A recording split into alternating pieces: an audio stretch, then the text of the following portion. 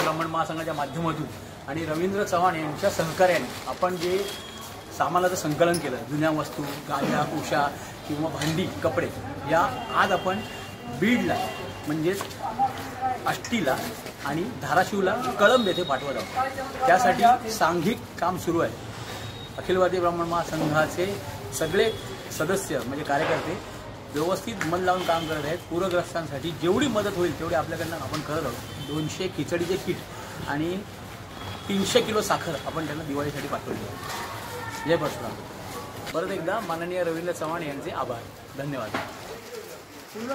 मदत म्हणजे फक्त वस्तू नव्हे, ती म्हणजे प्रेम, आपुलकी आणि सहानुभूतीचे देणे। आपण सगळे मिळून उभारूया एक नवी पहाट। पुरानंतरही फुलोरा उमटेल या मातीत, पुन्हा थाटात। अखिल भारतीय ब्राह्मण महासंघ व भारतीय जनता पार्टीचे माननीय श्री रवींद्र चव्हाण यांच्या सौजन्याने आज 2 ट्रक सामुग्री पूरग्रस्तांसाठी पाठवण्यात आली।